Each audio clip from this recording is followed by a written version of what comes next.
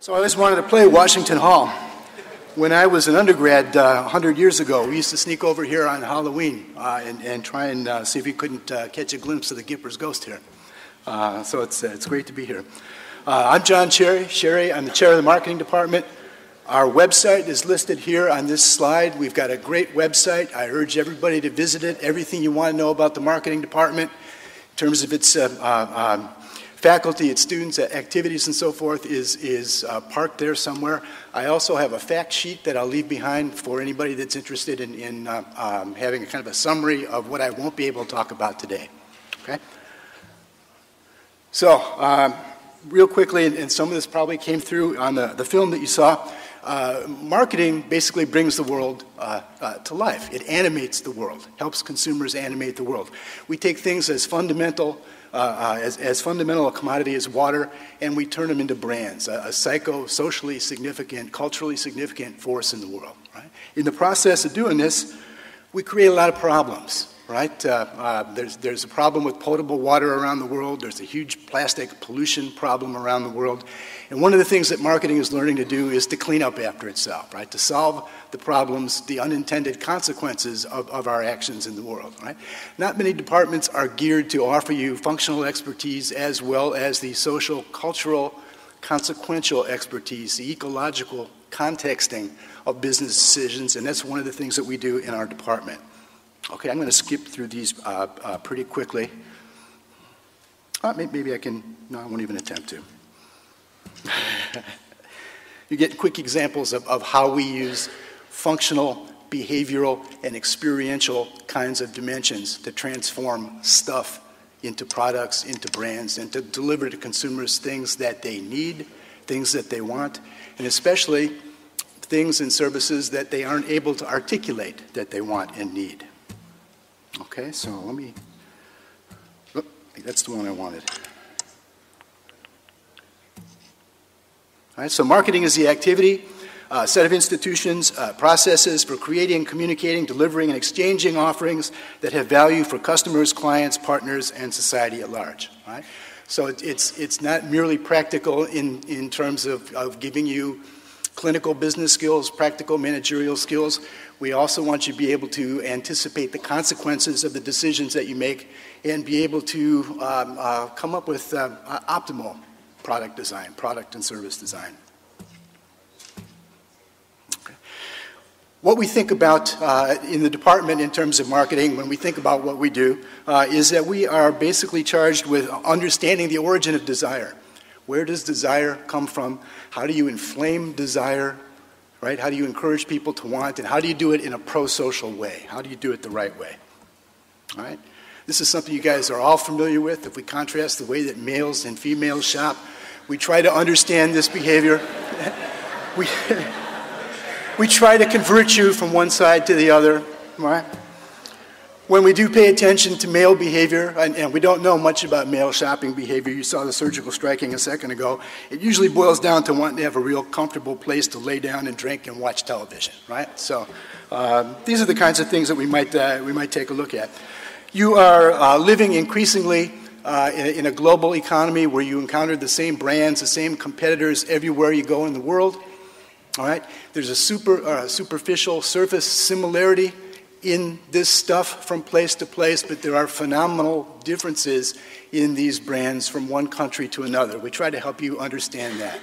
So for instance, people that use iPods in Tokyo, right? They wear iPods and listen to iPods so that they don't disturb other people, right?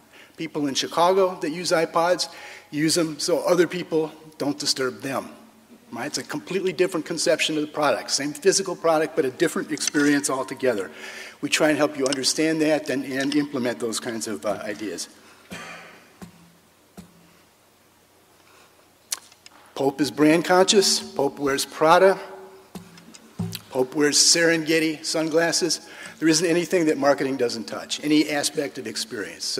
Consumer behavior is a fundamental human behavior, and marketing is a pervasive cultural force. It helps make culture stable. It helps culture change, all right? And nothing is immune from its influence. We have a marketing department faculty, most of which is devoted to teaching undergraduate students. All right, we have a number of adjuncts who are practicing managers who will bring additional practical experience into the classroom. Most of our regular TNR faculty have had previous careers as managers or have been active consultants, so you're getting a good blend of theory and practice in the classroom. It's a distinguished faculty. I'll just click through a couple of these. We have a number of past presidents of professional societies. We've got journal editors and reviewers. We've got professional society fellows, Fulbright Award winners, basically thought leaders of the discipline. Right? So you're being instructed by folks that are forces in the field. Right? And as I said before, they will teach you good clinical, practical marketing skills. But at the same time, our department's positioning is all about the impact of marketing on society. All right? And so when you look at pricing or communication or distribution, each one of your professors is going to also examine it in the context of society, all right? Because every decision that you make as a marketing manager has a social consequence to it, right? You are behavioral architects as well as just managers, and we want you to understand that when you're out in the world practicing.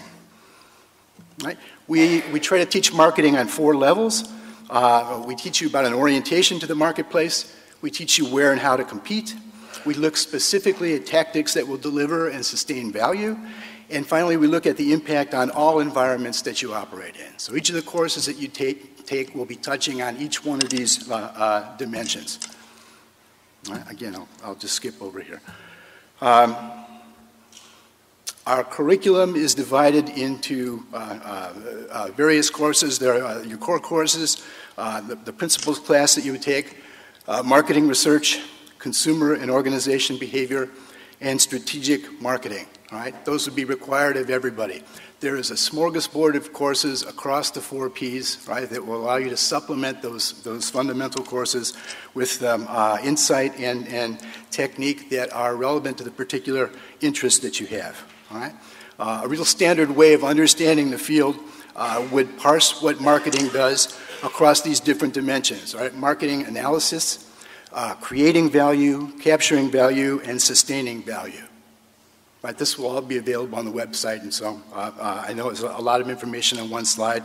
What we've done with our curriculum is to try and match courses against those different dimensions, all right, so that we give you a very comprehensive view of marketing as a profession and marketing as a social force. All right, and you can see we've got courses in pricing, professional selling, product innovation, branding, international marketing, ad campaigns, and so forth. Right? So a very, very comprehensive curriculum. The sequence of prerequisites looks like this. You start out taking principles. All right? Your junior year, you're going to be taking consumer behavior, consumer and organizational buying behavior, marketing research. You'll take an elective that's required. And then in your senior year, there is a capstone course, strategic marketing, that pulls not only all of your marketing education together, but the rest of the knowledge that you've gained as a business student in Mendoza. We'd run a simulation where you create firms and compete against one another in a dynamic market environment. Okay. Most of our marketing majors are double majors. We're a very interdisciplinary discipline. There isn't another major that I can't find complementarity with marketing, all right? So if you are inclined to double major or to minor, our majors do it all the time. We are predominantly a female discipline. About 70% of our majors are female. I've proposed various interpretations for why that might be true. My current favorite is that, from my perspective, females are more likely to want to balance both sides of the brain, right? They want to use quantitative methods.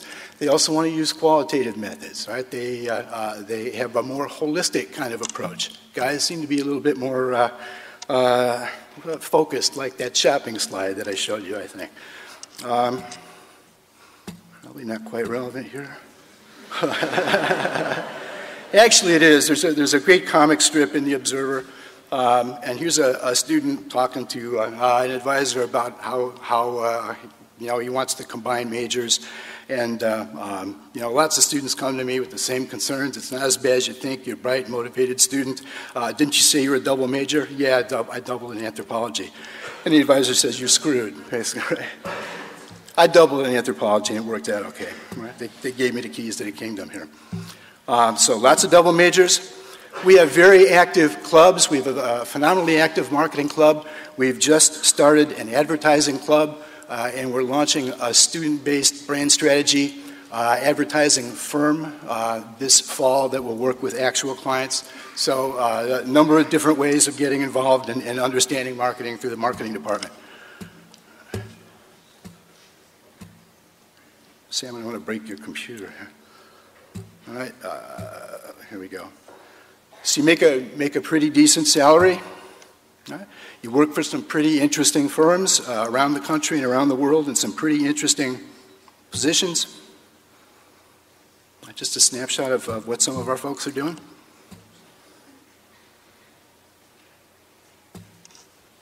Okay, and finally, you're going to hear it over and over again, but we've got a world-class career services division. The folks that help place you in jobs have no peer in the country. One of the reasons we're ranked so highly is because they work so effectively with you to help discern a career and place you in that career. All right, so you want to make full use of the career services while you're here. Once again, I'll leave the fact sheet behind. Visit our website. I'm happy to answer any questions you might have offline. Thanks.